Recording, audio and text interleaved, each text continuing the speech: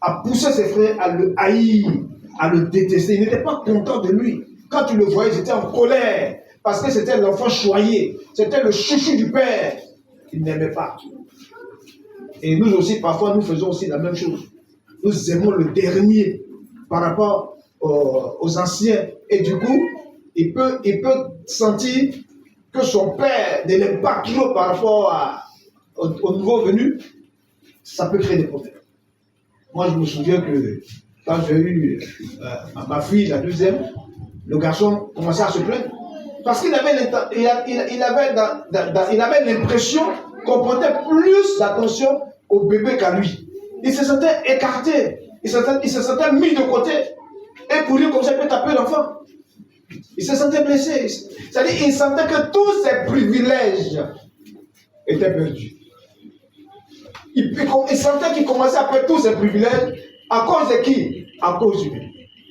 Donc il ne détestait pas. Il détestait le bébé. Et toi, l'enfant la pleure trop. L'enfant la pleure trop. Parce que tout ce qu'il demandait, vraiment, on ne pouvait pas satisfaire. Il fallait s'occuper du bébé. Ne va pas taper ça. Il a qu'à rester là-bas. Il se sentait blessé. Vous voyez, souvent, on peut commettre ces erreurs. Jacob a eu des enfants. Ensuite, il a eu Joseph. Mais il a aimé le dernier. Il a porté un amour trop grand pour le dernier, au point où les autres se sont sentis blessés, se sont sentis détestés et ils ont commencé à le haïr. À le haïr. Il y a des choses qui sont à l'origine des blessures. Comme je l'ai dit, un amour trop prononcé pour un enfant par rapport aux autres. Il y a aussi un avortement manqué, un avortement qui peut créer ce problème.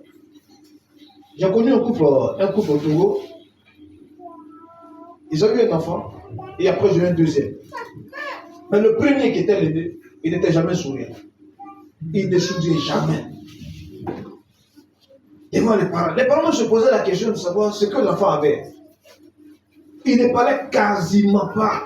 Il n'aimait pas parler. Il était toujours calme. On dirait un milieu, mais il parlait rarement, difficilement. Il ne souriait presque pas. Et un jour, le papa commençait à se poser des questions. Le petit était jovial, le dernier, il était jovial, souriant, il jouait, il parlait, mais l'aîné, lui, ne parlait pas. Il était toujours dans son coin. Or, il s'est passé une chose. Cet enfant qui est venu au monde était un enfant désiré, mais non désiré. C'est-à-dire que le papa et la maman sont allés ensemble, ils ont bien dormi la nuit, et puis la femme est tombée enceinte. Elle est tombée enceinte, le monsieur dit lui ne veut plus de l'enfant, il n'a pas les moyens pour l'instant, elle n'a qu'à enlever la grossesse. Elle a pris tout ce qu'elle pouvait prendre, la grossesse a dit je ne bouge pas, je suis calé. Et puis l'enfant est né. Quand cet enfant est né, en tout cas l'enfant est calme. Il était dans son coin. Est-ce qu'il savait que ses parents voulaient le tuer quand il était dans le ventre? Je ne sais pas. Mais en tout cas, cet enfant avait ce problème. Face à ses parents, il ne parlait pas. Donc un jour, un homme de Dieu leur a conseillé de faire une formation. Ils sont venus au cours d'une formation avec nous à Jeunesse en Mission, au Togo. On a enseigné ces choses. On a dit, quand tu vas rentrer chez toi, toi et ta femme, allez faire la paix avec cet enfant. Allez demander pardon, allez confesser vos péchés. Dites ce que vous avez fait. C'est pas facile, hein? C'est facile de dire que de faire. Toi, tu te mets devant ton enfant, tu petit. Tu dis, moi, j'ai voulu t'avorter, puis l'enfant va te regarder comme un bon. Un bon. C'est ce genre de paroles que j'ai. Oh. Mais il fallait que je me remette. Pourquoi je ne suis pas mort? Donc, le papa se posait la question, comment on va faire? Dis à cet enfant qu'on voulait l'avorter. Mais attendez, cet enfant, déjà même, c'est un enfant qui ne nous parle pas, qui est toujours dans son coin, mais ça, il va nous détester à mort. Le papa est parti et sa femme. Et ils ont dit à l'enfant, et puis ils ont pleuré. Ils ont pleuré devant l'enfant, tout et tout. Mais chose curieuse, à partir de cet instant, c'est dès ce jour, l'enfant s'est ouvert, il a commencé à sourire, à jouer. Il s'est senti maintenant aimé. Ah, je vous assure que si c'était moi, ça allait être difficile. Hein? Ah. Allez dire à quelqu'un que tu voulais tuer, que je voulais te tuer. Ah, enfin, il y avait un problème. Donc, je voudrais vous dire une chose. Vous savez, quand l'enfant est dans le sein maternel, les femmes le savent, à un certain âge, même quand il est encore dans le sein maternel, l'enfant peut reconnaître la voix de son père. Il peut reconnaître la voix de sa mère. Quand la maman fume, l'enfant peut sentir ça. Si le papa boit, la maman fait des choses, l'enfant peut sentir. Si elle danse, l'enfant dans le ventre, il peut faire la même chose. Il sent. Donc l'enfant peut se sentir aimé ou détesté quand il arrive dans une famille. Il peut sentir ici qu'on ne m'aime pas, et ça peut causer une blessure dans le cœur de l'enfant.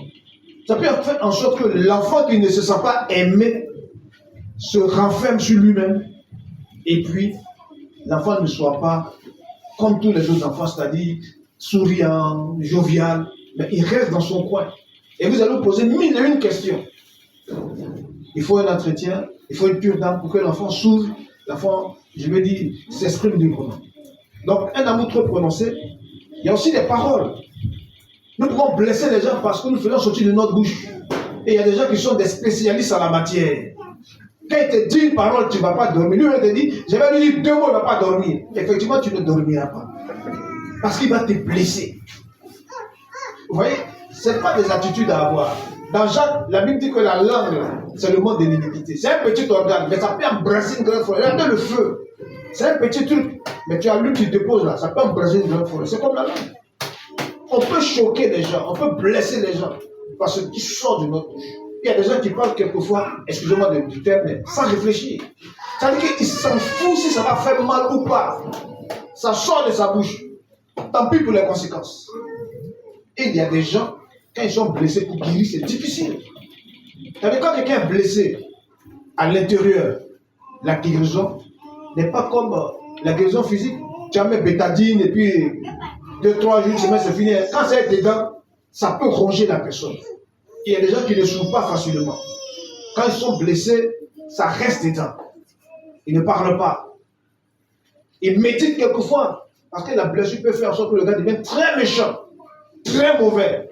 Tous les enfants que nous voyons dans la rue ne sont pas des enfants qui sont issus parfois de milieux défavorisés, mais il y en a qui ont été blessés, qui ont été tellement blessés qu'ils sont tombés dans la rue, ils sont devenus des grands bandits.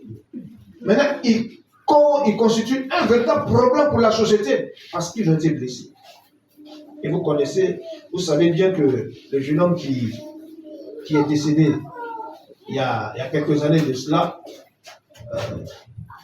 était le roi du coupé décalé. Vous savez qu'il a été chicoté, il a été malmené par son peuple. Il a quitté la maison, il a dormi dans la rue et il voulait s'enfuir.